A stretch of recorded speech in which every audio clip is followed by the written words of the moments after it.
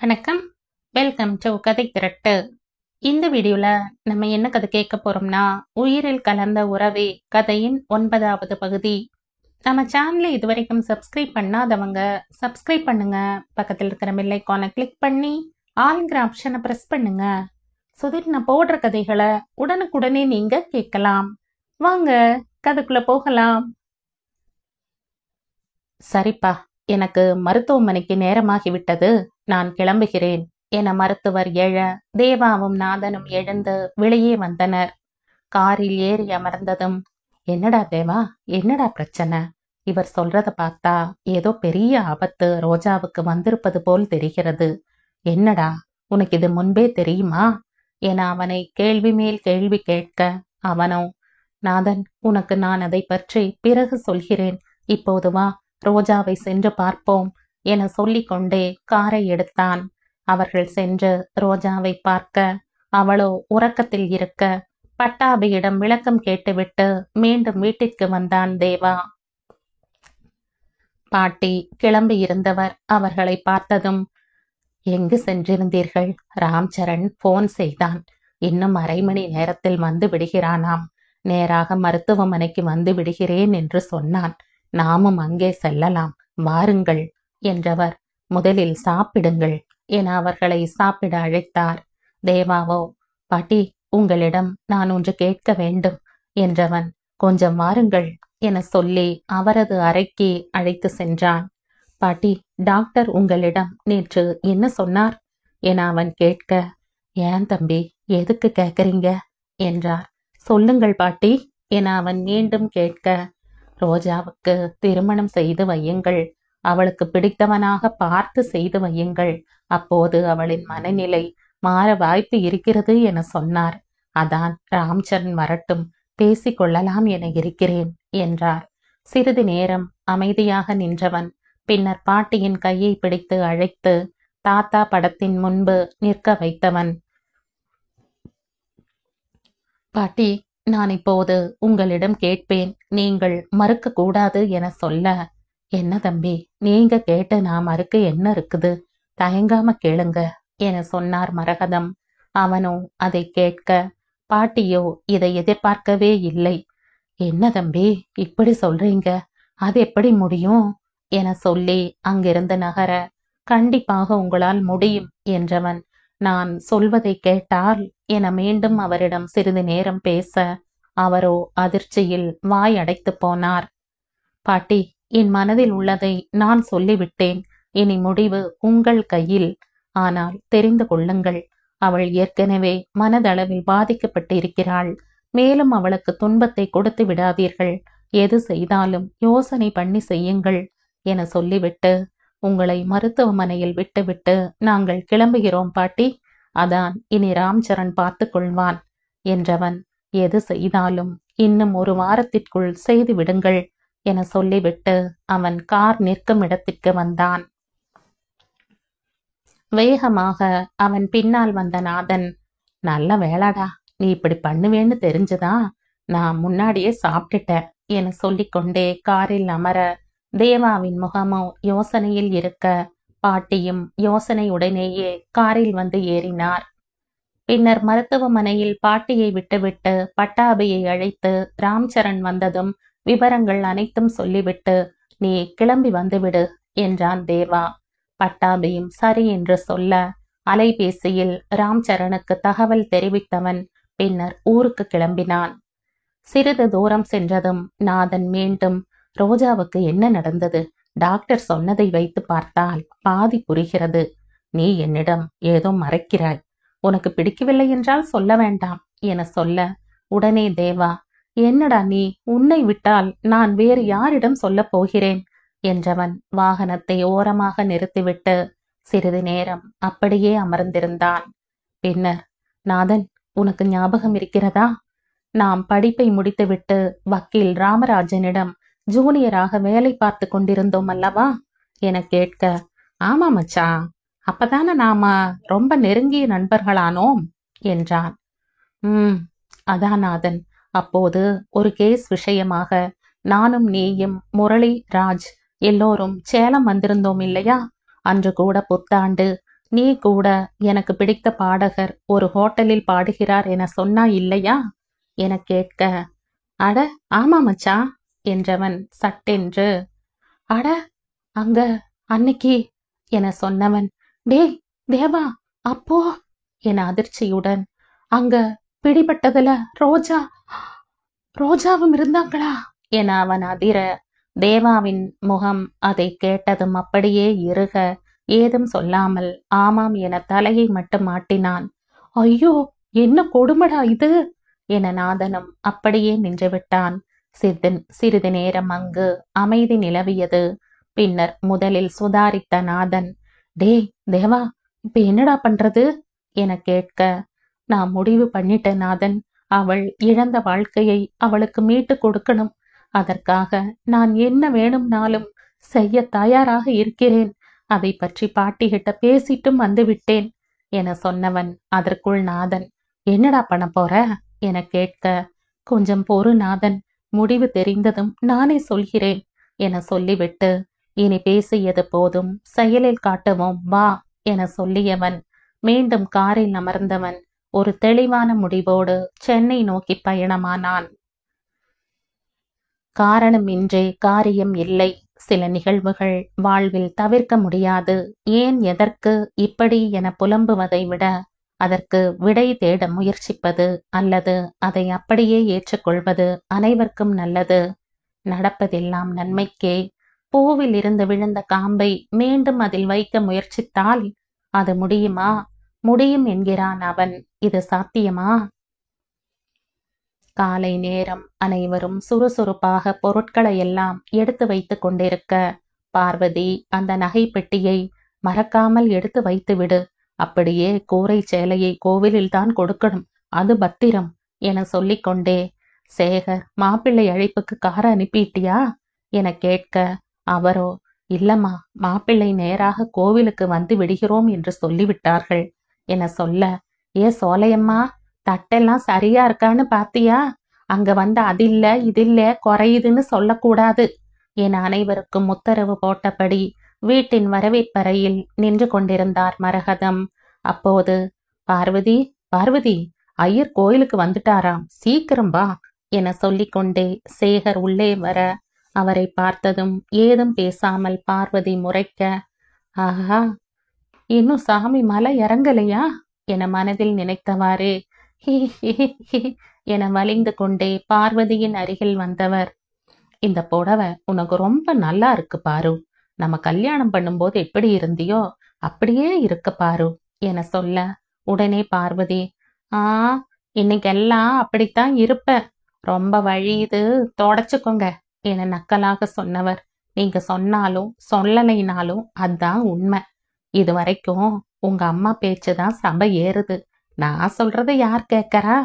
என் பொண்ணோட திருமணம் கூட நான் நினைச்ச மாதிரி இல்ல, அந்த உரிமை கூட எனக்கு இங்க இல்லையே என தனது மனதின் ஆதங்கத்தை சேகரிடம் கொட்ட, என்ன பாரு நீ, அம்மாதான் எல்லாம் விளக்கமா சொன்னாங்க இல்லையா? எனக்கும் ராம்சரண் மருமகனா வந்திருந்தா நல்லா தான் இருக்கும்னு தோணுது.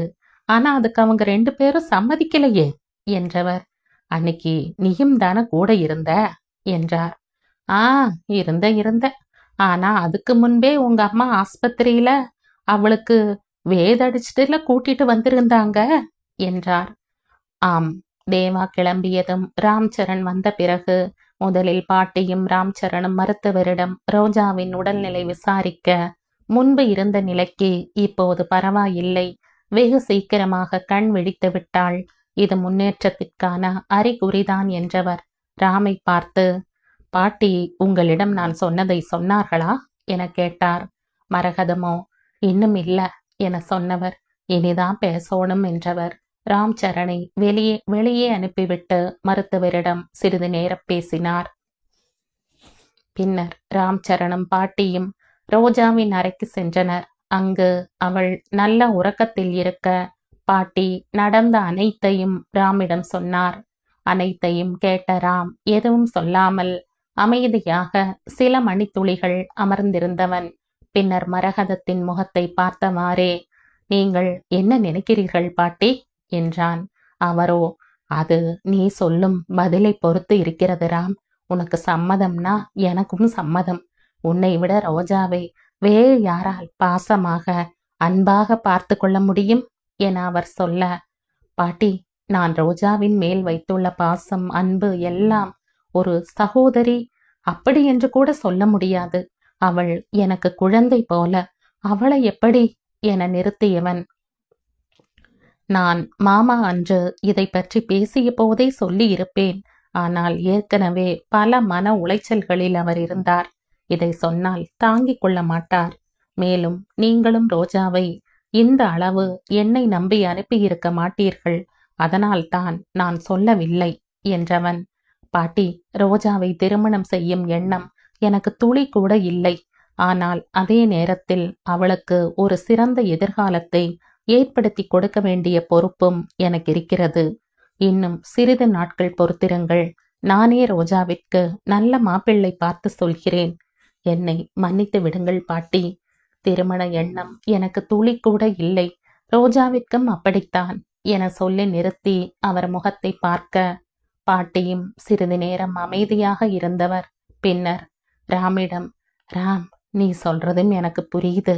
நான் ஒன்று சொல்கிறேன், நீ அதை சரியா தவறா என்று கூறு என்றவர். நேற்று அந்த தேவா தம்பி இங்கிருந்தார் இல்லையா? அவர் செல்லும்போது ரோஜாவை தனக்கு திருமணம் செய்து கொடுங்கள் என கேட்டார். அவளை அவர் விரும்புகிறாராம். நன்றாக பார்த்து கொள்வேன் என்கிறார். மேலும் என தேவா சொன்னவற்றை அவர் ராமிடம் சொல்ல, ராமிற்கோ அது பெரும் அதிர்ச்சிதான். என்ன பாட்டி சொல்றீங்க என கேட்டவன், ஆமாம் ராம், அந்த தம்பிதான் சொன்னார் என சொல்லிவிட்டு, நான் ரோஜா உனக்குத்தான் என சொல்லிவிட்டேன். ஆனால் அவர் கண்டிப்பாக ராம் ஒத்துக்கொள்ள மாட்டான். அவன் மறுத்துவிட்டால் ரோஜா எனக்குத்தான். தெரிந்தோ தெரியாமலோ அவளின் இந்த நிலைமைக்கு நானும் ஒரு காரணம். அதை சரி செய்யும் கடமையும் எனக்கு இருக்கிறது. மேலும் எனக்கு அவளை பிடிக்கும். விரும்பித்தான் கேட்கிறேன். ரோஜாவை எனக்கு மனம் செய்து கொடுங்கள் என கேட்கிறார் என்றார் மரகதம்.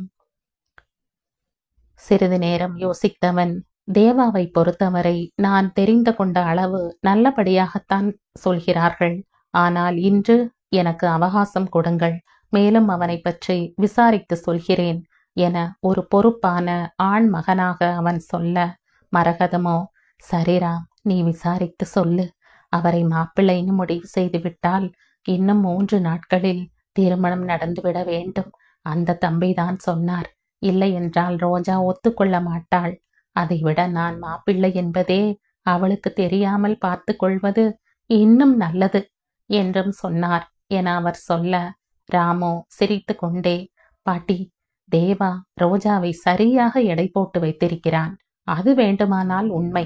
நாட்களை தள்ளி போட அவள் வேறு ஏதாவது குழப்பத்தை ஏற்படுத்தி விடுவாள் என்றவன், இது ஒன்றே போதும்.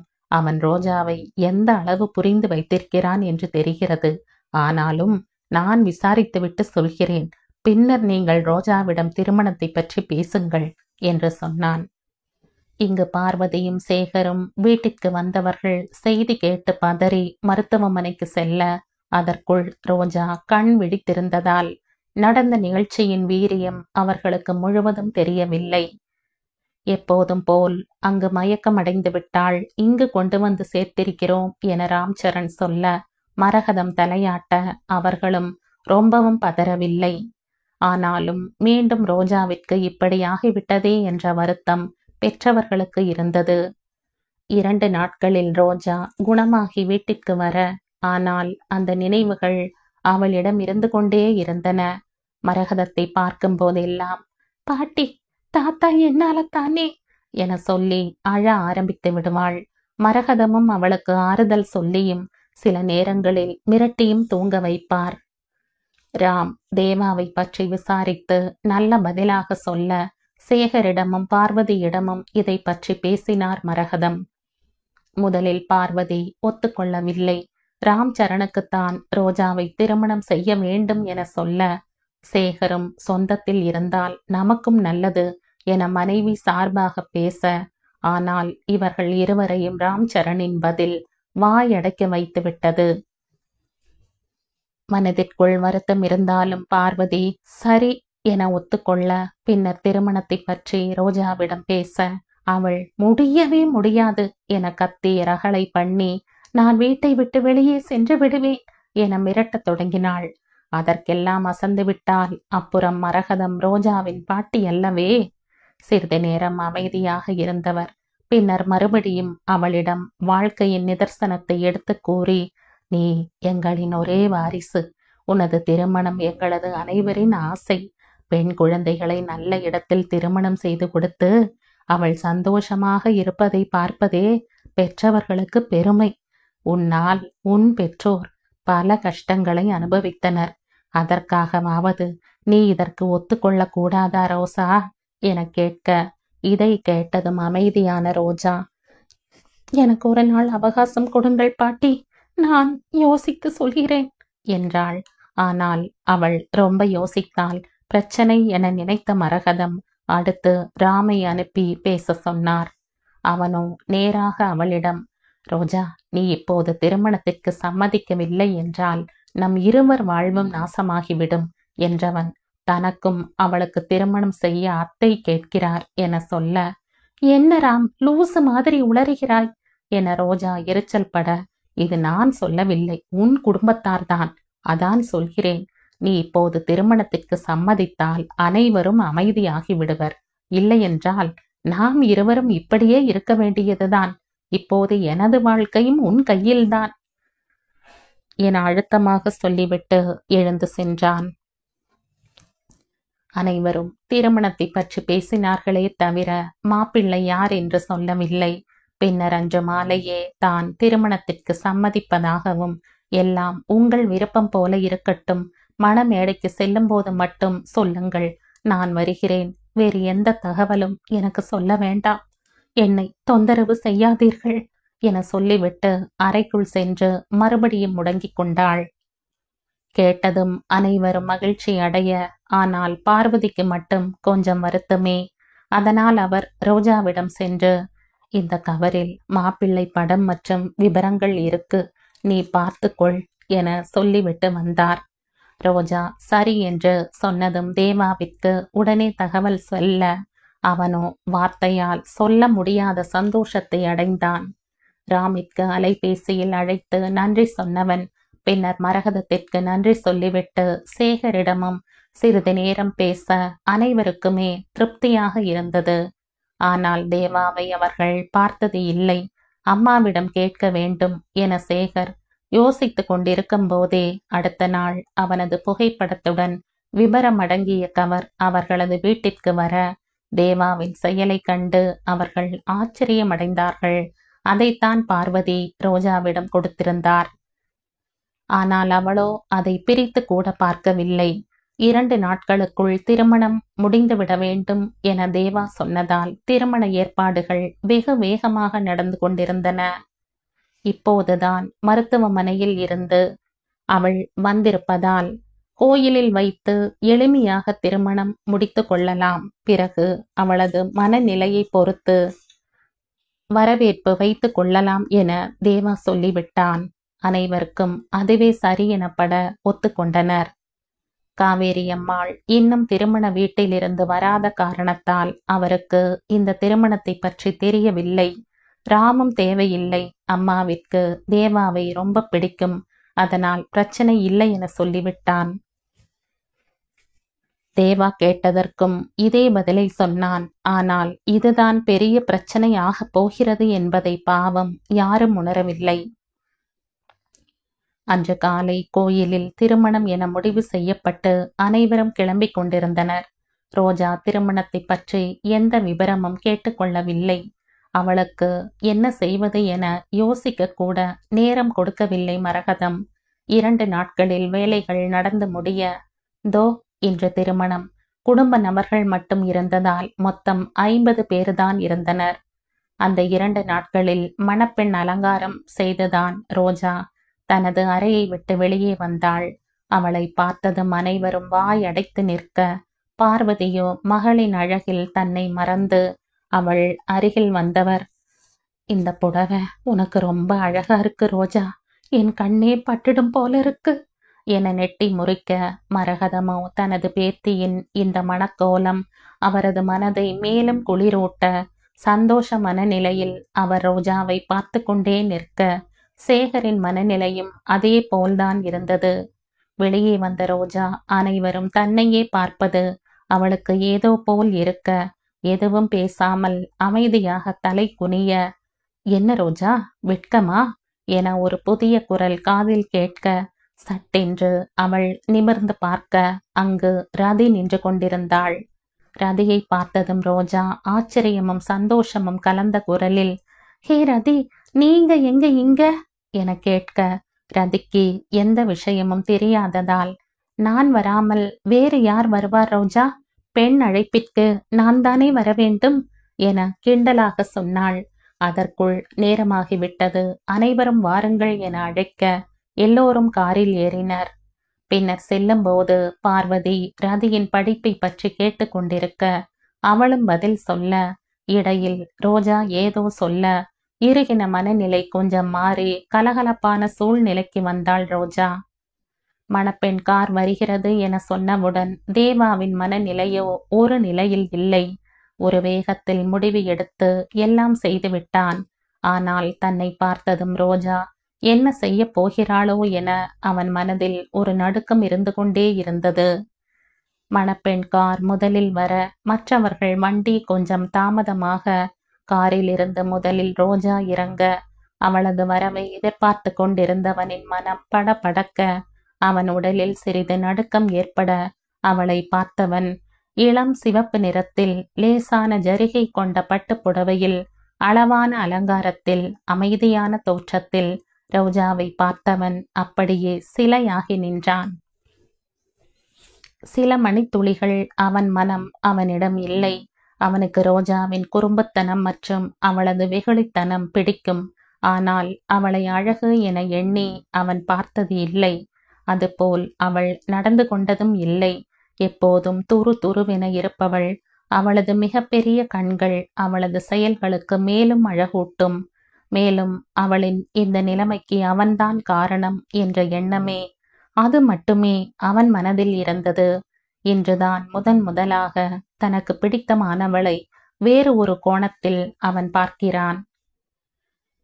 அவளது முக அழகில் அவனது மனம் கவிழ்ந்துவிட, அவளது இடை அழகில் அவனது ஆண்மை சற்று தடுமாற, அவளது நடை அழகில் அவனது மொத்த திமிரும் நொறுங்கி போக, விழி அசையாமல் அவளையே பார்த்து கொண்டிருந்தான். மற்றதெல்லாம் மறந்து போக, காதல் மட்டுமே அவன் கண்களில் பொங்கி வழிந்தது. ரோஜாவிற்கு பின்னால் ரதி இறங்க, அந்த காட்சியை 2 கண்கள் இடைவிடாமல் படம் பிடிக்க, அதற்குள் ஊர் பெரியவர்கள் வந்துவிட, ரோஜாவை உள்ளே அழைத்து வர சொன்னார். அதுவரை அமைதியாக இருந்த ரோஜா மனதில் ஒரு சலனம் தோன்ற, ஏதோ சொல்வதற்கு நிமிர்ந்தவள் எதிரில் தேவாவும் பட்டாபியும் இருப்பதை பார்த்ததும் சட்டென்ற முகத்தில் ஒரு சந்தோஷ மின்னல் வர, சார் என அழைத்தவள், நீங்களும் வந்திருக்கீங்களா என்றவள். பின்னர் பட்டாபியை பார்த்ததும், டே பட்டாபி என உற்சாகமாக அழைத்தவள், நான் எதிர்பார்க்கவே இல்லை நீங்கள் எல்லாம் வருவீர்கள் என்று என சொன்னவள் வேகமாக ரதியை விட்டு பட்டாபியின் அருகில் வந்து பேச, ரதியோ எதுவும் புரியாமல் நிற்க, தேவா மெதுவாக ரதியிடம், இங்கு எது நடந்தாலும் நீ வாய் திறக்காதே, எல்லாம் பின்பு விவரமாக சொல்கிறேன் என சொன்னான். ஹே பட்டாபி என அவள் அருகில் வந்ததும் பட்டாபியும் அவளது அழகில் ஒரு நிமிடம் தடுமாறியவன் பின்னர் சுதாரித்து, நான் இல்லாமலா ரோஜா, நீதான் எனக்கு அழைப்பிதழை அனுப்பவே இல்லையே என அவன் கோபப்படுவது போல் சொல்ல, அதற்குள் ரோஜா, அப்படி இல்லடா என்றவள். சரி சரி, அப்படி இல்ல பட்டாபி, இங்கெல்லாம் பெரியவங்க பார்த்துக்கிட்டாங்க, அதனால என உளறி சமாளித்தவள். சட்டென்று, இந்த ஷெர்வானி உடையில நீ ரொம்ப அழகா இருக்க பட்டாபி என அவனிடம் சொல்ல, உடனே பட்டாபி வெட்கத்தில் முகம் சிவக்க, நீயும் தான் ரோசா ரொம்ப அழகா இருக்க என சொன்னான். அருகில் இருந்த தேவாவிற்கு சுர் என்று கோபம் வர, என்ன ரோஜா, எங்களையெல்லாம் வாங்கன்னு சொல்ல மாட்டியா என சிரித்து கொண்டே கேட்டான். அப்படியெல்லாம் இல்ல சார், எல்லாம் உங்க மேல ஒரு மரியாதை தான், எல்லாரும் வாங்க என அவள் சொல்ல, அவனோ யாரு? நீ எனக்கு மரியாதை கொடுக்கற என அவன் நக்கலாக கேட்க, அது வந்து சார் என ஆரம்பிக்க, அதற்குள் மாப்பிள்ளையை வர சொல்லுங்கோ என ஒரு குரல் ஒலிக்க, சட்டென்று தேவா அங்கிருந்து நகர்ந்தான். உடனே ரோஜா பட்டாபியிடம், ஏன் பட்டாபி, மாப்பிள்ளையை அழைத்தால் இவரே ஏன் போறாரு என கேட்டவள், ஆமா, இவர் என்ன எல்லா கல்யாணத்துக்கும் இப்படி மாப்பிள்ளை மாதிரி பட்டு வேட்டி பட்டு சட்டை போட்டுட்டு வந்துடுறார்? மனுஷன் ரொம்ப காஞ்சு போயிருக்காரோ? யாரும் பெண்ணு கொடுக்க மாட்டேங்கிறாங்களோ? இங்க யாராவது சிக்குவாங்களான்னு இப்படி பட்டு வேஷ்டியோட அலையறாரோ? ஆனா எங்க ஊர்ல எல்லாரும் விவரம், ரோபோவுக்கெல்லாம் பொண்ணு கொடுக்க மாட்டாங்க. அதுக்கெல்லாம் சைனால தான் இவருக்கு பொண்ணு தேடணும். ஆனா இன்னைக்கு மனுஷன் கொஞ்சம் உற்சாகமாகத்தான் தெரிகிறார் என சிரித்து கொண்டே அவள் சொல்ல, பட்டாபியோ திரு திருவென முழித்தவாறு, என்ன ரோஜா வளர்ற, உனக்கு மாப்பிள்ளை யாருன்னு தெரியுமா தெரியாதா என கேட்க, அதற்குள் அங்கு தேவா வந்துவிட, யாரா இருந்தா என்ன பட்டாபி, அவன் தலையெழுத்து என்கிட்ட மாட்டிக்கிட்டு முழிக்கணும்னு இருக்கு. பாவம், யாரு பித்த பிள்ளையோ தானா வந்து தலையை விடுது என அவள் நக்கலாக சொல்ல, பட்டாபி தேவாவை பார்த்து சார் என இழுக்க, தேவாவோ சரி சரி ரோஜா உன்னை கூப்பிடுறாங்க பார் என அவளை கிளப்ப முயன்றான். அதற்குள் பார்வதி அங்கு வந்து, இங்க என்னடி அரட்ட, எல்லாரும் அங்க இருக்காங்க என கடிந்து கொண்டே அவளை அழைத்து சென்றாள். அங்கு கூரை புடவையை ரதி கையில் கொடுத்து ரோஜாவிடம் கொடுக்க சொல்ல, அவளோ யோசனையுடனேயே அதை வாங்கி கொண்டு உள்ளே சென்றவள் உடன் வந்த பார்வதியிடம், அம்மா, ரதி ஏன் புடவை கொடுக்கறாங்க, மாப்பிள்ளை சொந்தக்காரங்க யாருமே வரலையா என கேட்டாள். பார்வதியோ, எல்லாரும் வந்திருக்காங்க, ரதி கொடுக்காம வேற யார் கொடுப்பா, இவ்வளோ நேரம் அங்கதானே இருந்து பேசிட்டு இருந்த என முழுவதும் சொல்லாமல் பாதியாக சொல்ல, அவளும் தலையாட்டி கொண்டே ஏதும் கேட்கவில்லை.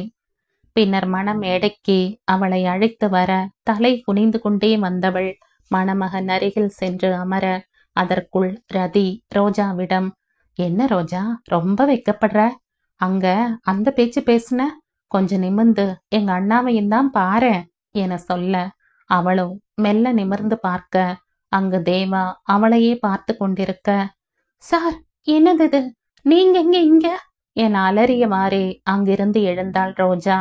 அப்போது அங்கு வந்த ராம், ரோஜா அமைதியாரு, எல்லாரும் பார்க்கறாங்க என அவள் காதில் மெதுவாக சொன்னவன், தேவாதான் மாப்பிள்ளை, மீதி விபரம் எல்லாம் திருமணம் முடிந்ததும் பேசிக்கொள்ளலாம் என சொல்லி அவளை கைப்பிடித்து அங்கே அமர வைத்தான். அதற்குள் அருகில் இருந்த ஒரு பெரியவர், ஏமா ஏதாவது பிரச்சனையா என கேட்க, உடனே தேவா அருகில் இருந்த அவளிடம் மெதுவாக, ரோஜா நடப்பதெல்லாம் நல்லதுக்குத்தான், என் மீது நம்பிக்கை இருக்கிறதல்லவா, அமைதியாயிரு, திருமணம் முடிந்ததும் எல்லாம் விளக்கமாக சொல்கிறேன் என சொல்ல, அதற்குள் அருகில் வந்த பார்வதி, என்னடி பண்ற நீ, மணவரையில வந்து குழப்பம் பண்ற என அவள் காதை கடித்தவர், நான் தான் மாப்பிள்ள போட்டோ கொடுத்தனே, நீ பார்க்கலையா என கேட்டார். ரோஜாவிற்கோ எதுவுமே புரியவில்லை. சுற்றிலும் ஒவ்வொருவரும் ஒன்றை சொல்ல, மரகதமோ அந்த நேரத்தில் மருத்துவரின் அருகில் நின்று கொண்டு ரோஜாவின் முக மாற்றத்தை கவனித்து கொண்டே இருந்தார். அதிர்ச்சியில் ரோஜாவிற்கு மறுபடியும் ஏதாவது ஆகிவிட்டால் என்ற பயம் அவருக்கு. ஆனால் அந்த மாதிரி எதுவும் நடக்காமல் அவள் சிலை போல அமர்ந்திருக்க, சுபயோக சுப நேரத்தில் ரோஜாவின் கழுத்தில் 3 முடிச்சு போட்டான் ராகதேவன். அதற்கு பின்பே அவனால் மூச்சு விட முடிந்தது.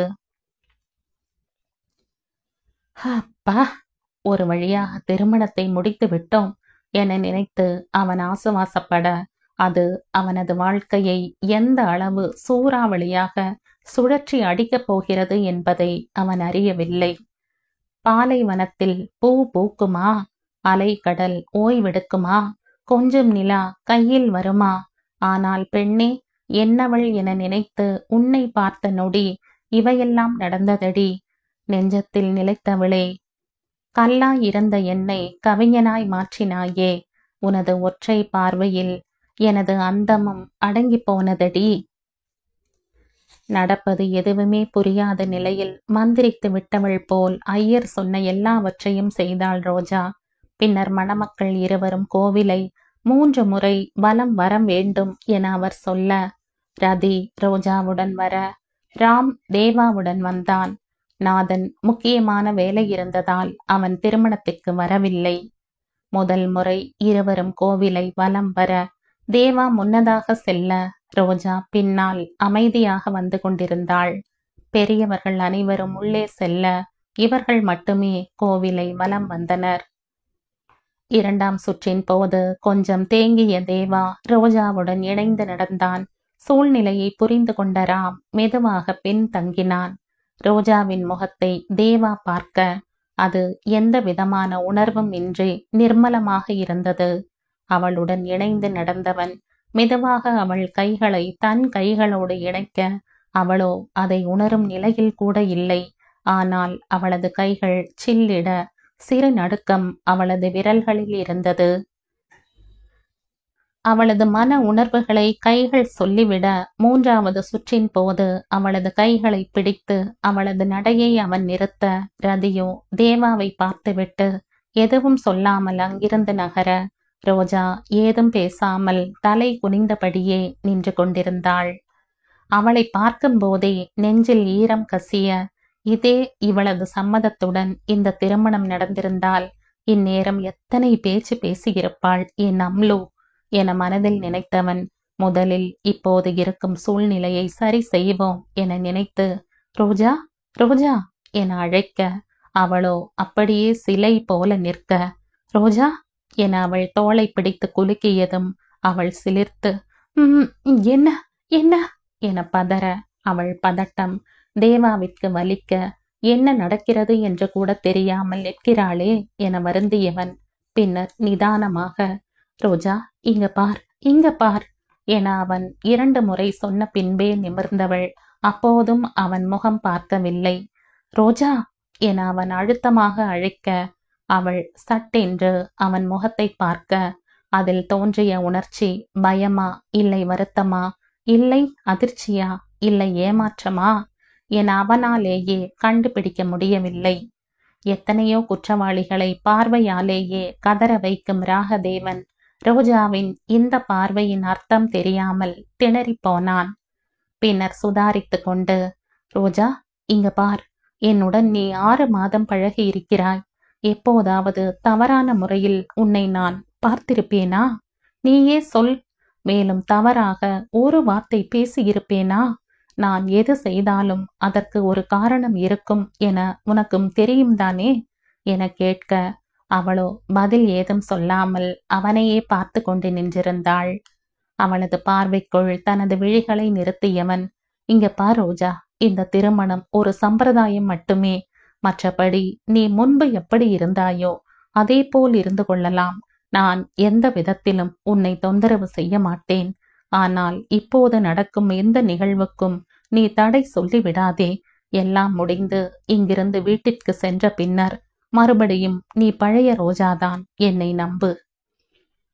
நான் எப்போதும் சொன்ன வாக்கை மீறுவதில்லை. உன் அனுமதியின்றி விருப்பமின்றி எதுவும் நடக்காது. இப்போது நடந்த அனைத்திற்கும் கண்டிப்பாக ஒரு காரணம் இருக்கிறது. அதை உனக்கு நான் பிறகு பொறுமையாக சொல்கிறேன். என்ன, நான் சொல்வது உனக்கு புரிகிறதா என அழுத்தமாக அவன் சொல்ல அவன் எண்ணத்தின் உறுதி வார்த்தையில் தெரிய அவனை பார்த்து கொண்டே தலையை மட்டும் ஆட்டினாள் ரோஜா. சந்தோஷத்தில் அவனது முகத்தில் புன்னகை வர அவளது தலையை தட்டி கொடுத்தவன் அம்லு, கடைசி வரைக்கும் இதே மாதிரியே இருந்திருடா என சிரித்து கொண்டே சொல்ல அவள் அவனை முறைக்க ஆஹா தேவா, அடக்கி வாசி. இவ்வளோ நேரம் மூச்சு விடாம பேசினா டயலாக் பேசி நீயே உனக்கு மண் அள்ளி போட்டுக்காத என அவனது மூளை அவனை எச்சரிக்க உடனே சரி சரி வா ரோஜா போகலாம் என்றவன் இதுவரை கைகளை பிடித்து இருந்தவன் இப்போது தோளின் மேல் கை போட ரோஜா திரும்பி அவன் முகத்தை பார்த்தவாறே கைகளை தள்ளிவிட ஓ சரி சரி என சொல்லியபடி மீண்டும் அவள் கைகளை பிடிக்க ஆனால் முன்பிருந்த நடுக்கம் இல்லாமல் அவளது பிடியும் இறுக இப்போதைக்கு இது போதும் என நினைத்தபடியே கோவிலினுள் சென்றனர். பின்னர் அனைத்தும் நல்லபடியாக நடக்க விருந்தெல்லாம் முடிந்து அனைவரும் வீட்டிற்கு கிளம்பினர்.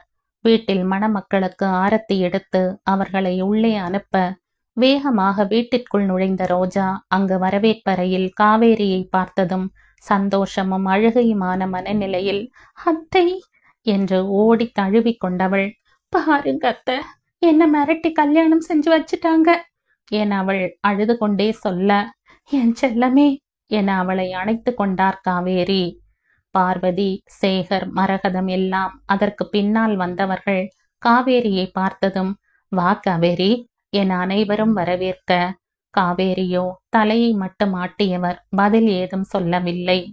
அதற்குள் நண்பரிடம் பேசிவிட்டு உள்ளே வந்த தேவா காவேரி அம்மாவை பார்த்ததும், அம்மா என ஓடி சென்று அவர் அருகில் நின்றவன், என்னம்மா நீங்க கொஞ்சம் முன்னாடியே வந்திருக்கலாம் இல்லையா, எங்கள் திருமணத்தையும் பார்த்திருக்கலாம் என சொல்ல, அவரோ ஏதும் சொல்லாமல் ராமை பார்க்க, உடனே ராம், தேவா நீங்களும் ரோஜாவும் அந்த அறைக்கு செல்லுங்கள், உறவினர்கள் எல்லாம் இருக்கிறார்கள், நாம் பிறகு பேசிக்கொள்ளலாம் என சொல்லி அவர்கள் இருவரையும் தனி அறையில் விட்டுவிட்டு வந்தான். பின்னர் வந்த உறவினர்கள் அனைவரும் சென்றுவிட அன்றே ஊருக்கு கிளம்ப வேண்டும் என சொல்லிவிட்டான் தேவா. மரகதம், சேகர் என அனைவரும் எடுத்து சொல்லியும் அவன் கேட்கவில்லை. அவர்களிடம் தான் ஊருக்கு செல்வதுதான் நல்லது, இங்கு இருந்தால் தாத்தாவின் நினைப்பு அவளுக்கு வரும், இப்போதும் அவள் அறையில் தாத்தா தாத்தா என சொல்லி அழுது கொண்டிருக்கிறாள் என சொன்னவன், அதனால் தான் உடனே செல்ல வேண்டும் என சொல்கிறேன் என அவர்களுக்கு விளக்கினான் தேவா. பின்னர் ராம் தானும் உடன் செல்வதால் பார்த்து கொள்வதாக கூற அதற்கு பின்பே சம்மதித்தனர். மேலும் 2 நாட்களில் சென்னையில் வரவேற்பு வைக்க வேண்டும், வேலை இருக்கிறது என தேவா சொல்ல அவர்களும் ஒத்துக்கொண்டனர். பல நாட்கள் பழகி இருந்தாலும் இந்த 10 நாட்களில் தேவா ரோஜாவின் வாழ்க்கையில் பல விஷயங்கள் நடந்து முடிந்துவிட்டன. நினைத்தே பார்க்காத நிகழ்வுகள் எல்லாம் ரோஜா வாழ்வில் நிகழ அரை உயிராக இருந்தவள் உயிர் பிழைத்தால் போதும் என தவிப்போடு அவளை அழைத்து வந்தவன் இன்று அவளை தன் உயிராக ஏற்று மீண்டும் அழைத்து செல்கிறான்.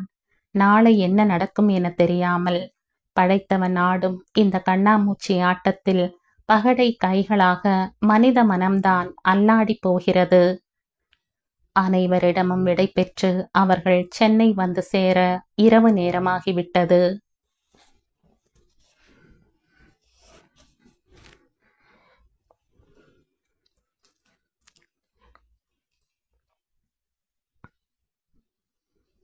இந்த கதையின் தொடர்ச்சியை அடுத்த பதிவில் கேட்கலாம். நன்றி.